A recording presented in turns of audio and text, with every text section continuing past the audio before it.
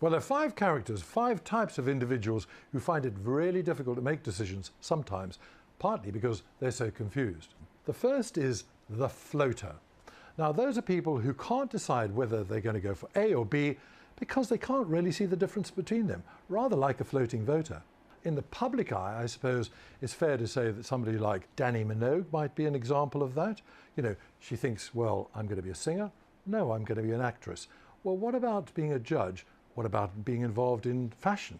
It's almost as though her life trajectory involves a series of indecisions because she can't see which is best. Then there's the flipper. This is somebody who, when confronted with 2 options, A and B, goes for A and then says, maybe B is better, flips over to B, and then sometimes even flips back to A. And you see this in romance sometimes. People can't actually make up their mind.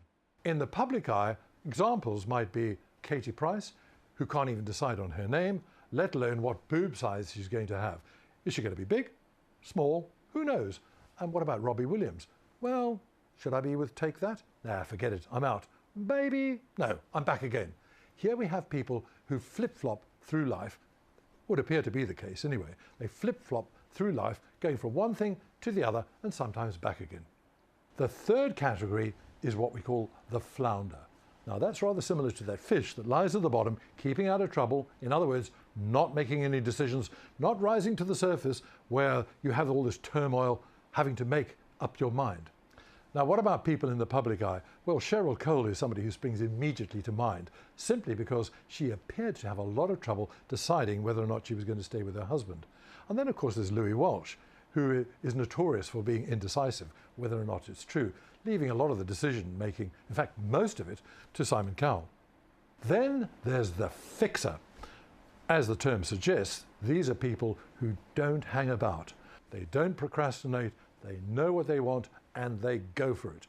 Simon Cowell is a really good example of that. We can see, if you look at his biography, that he hasn't hung about. Even when times were bad, he knew what he wanted and he went for it. Barack Obama, another really good example. These are people who know what they want and go and get it. And finally, we have the flooder. Now, these are people who are literally inundated with problems, decisions, dilemmas, who are so snowed under, so oppressed by the problems of making decisions that they make none at all. Now, I'm thinking here, and I hope I'm not being unfair, of people like, say, Kerry Katona, whose lives seem to be saturated with problems. Why? Because they don't seem to be making decisions. They drift from one thing to the other.